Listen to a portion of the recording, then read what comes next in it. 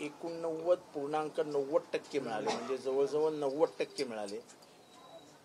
घरची परिस्थिती तशी बेताचीच आहे. आम्ही सगळ्यांनी मिळून, सुहास आहे, मी आहे, राबोडीतले सगळे कार्यकर्ते, त्यांच्या सगळ्यांच्या विनंतीला मान देऊन तिचा 11वी-12वीचा पूर्ण खर्च, अभ्यासाचा आणि शैक्षणिक खर्च हा आम्ही करायचा ठरवला. प्रश्न पोलीस चौकशीचा, तर पोलिसांनी योग्य पद्धतीने चौकशी केली नाही, आमचं स्पष्ट मत आहे. पोलिसांवरती राजकीय दबाव असल्या कारणाने पोलीस निष्कर्षापर्यंत जाऊच शकले नाही. ज्यांचं FIR मध्ये नाव आहे त्यांचं चार्जशीटमधनं नाव गायब होतं, हे कुठल्याही कायद्यात बसत नाही. कायद्याच्या कुठल्याही पुस्तकात FIR मधलं नाव असताना कुठलंही कारण न देता चार्जशीटमधनं नाव गायब करणं हे कायद्याच्या कक्षेत बसत नाही, ते पोलिसांनी केलेलं आहे. त्यामुळे पोलिसांच्या चौकशीवरच आमचा संशय आहे, एक मोठा प्रश्नचिन्ह आहे. ह्याच्यावरती आम्ही काही पुरावे जमा केलेले आहेत. ते महत्त्वपूर्ण पुरावे आहेत, जे पोलिसांनी दाबण्याचा प्रयत्न केला. पोलिसांकडे असून सुद्धा पोलिसांनी त्याच्यावरती कुठलीही कारवाई केलेली नाही. हे सगळे पुरावे आमच्याकडे आहेत आणि लवकरच त्याच्यावरती आम्ही एक पाऊल पुढे जाणार आहोत. मागील अनेक वर्षांपासून याच्यावरती कारवाई होताना पाहायला मिळत नाही. सत्ताधारी पक्षातले काही प्रमुख नेते पोलिसांवर दबाव आणतात. कोणी दबाव आणला, कुठल्या पोलिसांवर दबाव आणला, हे सगळं मला माहिती आहे. वेळ आल्यानंतर बरोबर त्याची सगळी माहिती आपल्याला दिली जाईल.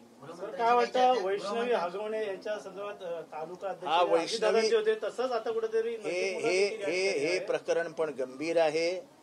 या प्रकरणात ज्यांना सुपारी दिली होती त्या सुपारी देणाऱ्यांनीच कोर्टासमोर कलम 164 अन्वये दिलेल्या जबाबात नावं घेतली असताना पोलिसांनी कारवाई न करणं हे मोठा प्रश्नचिन्ह आहे.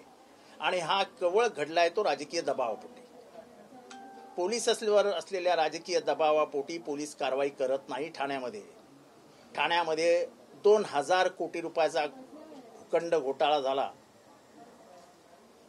पोलीस कुठलीही कारवाई करायला तयार नाही.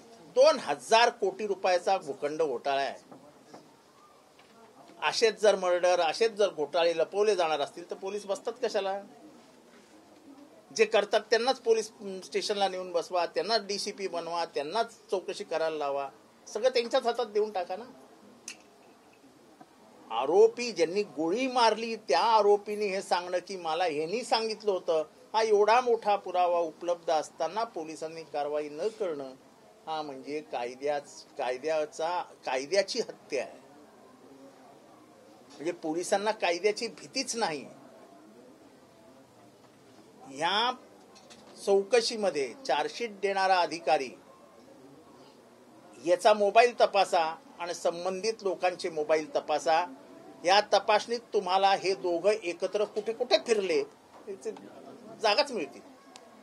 कोणाच्या घरी गेले, कुठे बसले, ह्याच्यातला मेन चौकशी अधिकारी याची संबंधित सगळ्या गुन्हेगारांची हातमिळवणी होती. हे वेळोवेळी वेगवेगळ्या ठिकाणावर जायचे. दोघांचेही मोबाईल तपासा, मोबाईलचा टावर तपासा, दोघेही एकाच टावर खाली मिळतील आपल्याला. एवढा जर चौकशीत घोटाळा असेल, अशी जर चौकशी होणार असेल तर काय होणार आहे? पोलिसांना हायकोर्टाने ऑर्डर सांगितले आरोपी अटक करा. कोर्टाने हे घ्या, राबोडी पोलीस स्टेशन आरोपींना अटक करायला तयार नाही. हे घ्या, तक्रार करता जाऊन ही ऑर्डर पोलीस स्टेशनला देऊन आला, पोलीस कारवाई करायला तयार नाही.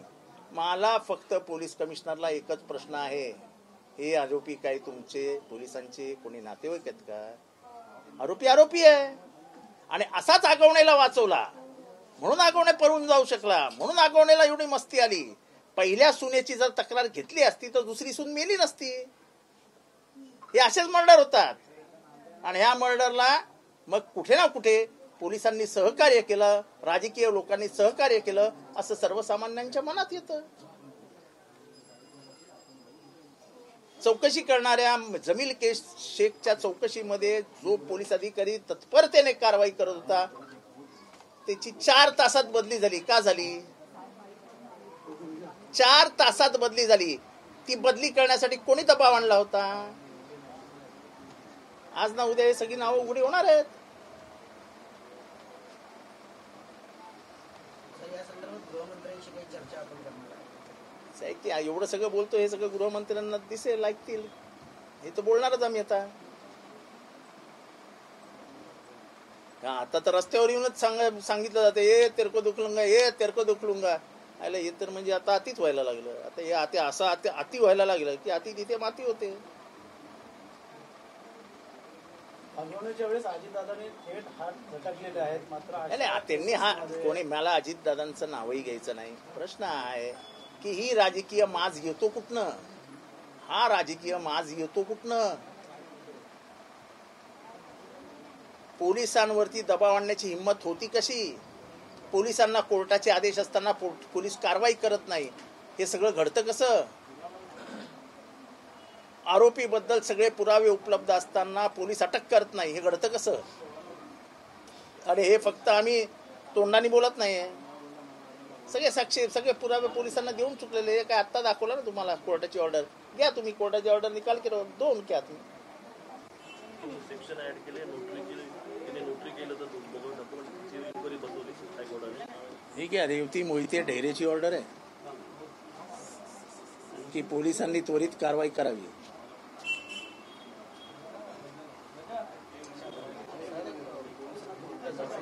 हा,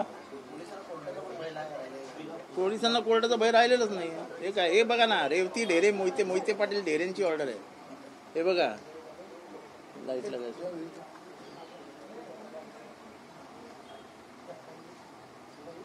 Needless to state, the police to investigate the case fairly and impartially.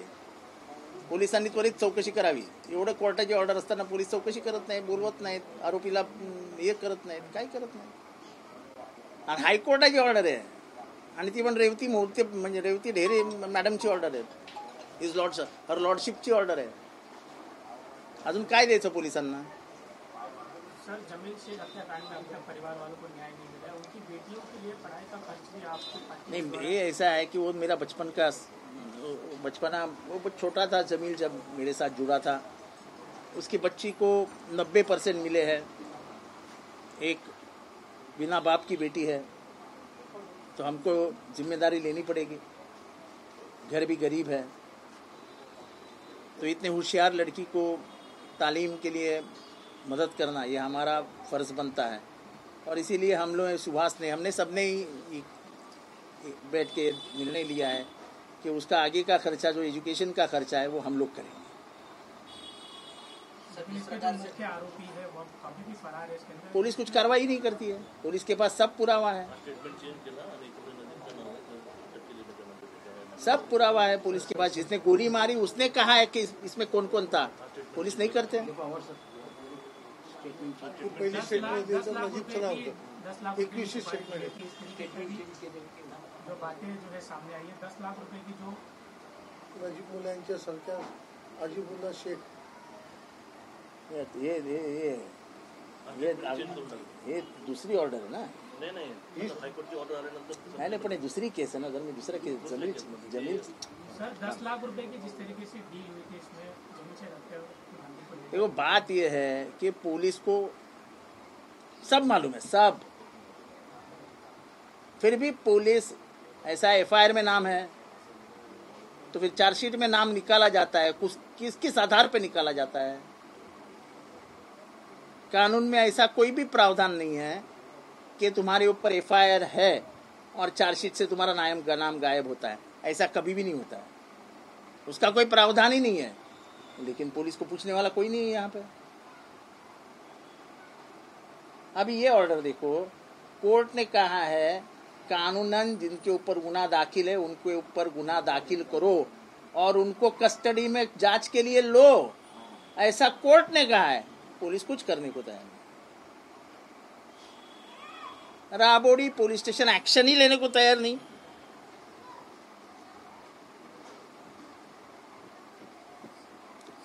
जो अधिकारी कार्रवाई करने जाते हैं उनकी बदली कर दी गई थी. जिस तरीके से जो पहले अधिकारी थे जमील के हत्या की जो जांच कर रहे थे, उनका तबादला तो 4 घंटे में हुआ, 4 घंटे में। और ये सियासती दबाव लाया जाता है, हर वक्त सियासत का इस्तेमाल किया जाता है और गुनहगार वैसे ही भाग निकलते हैं,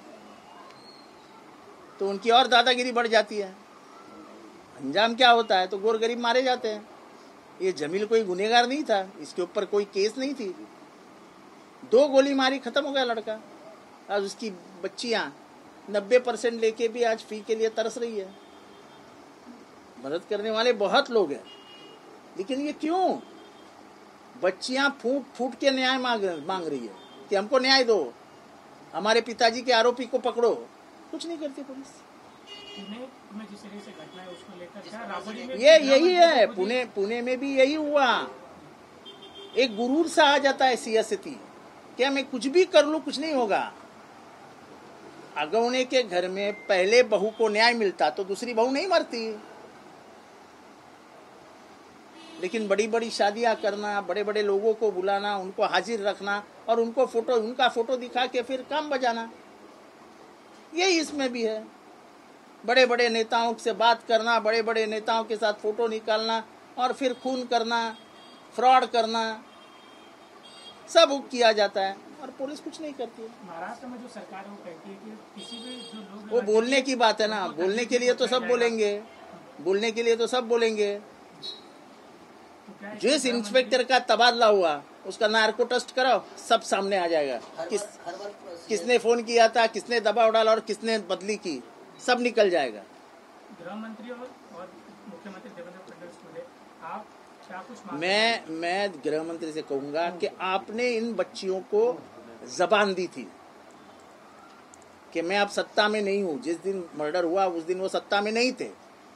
मैं जिस दिन सत्ता में आया, मैं तुम बच्चों का बाप बन के तुमको न्याय दूंगा, ये देवेंद्र फडणवीस जी ने कहा था।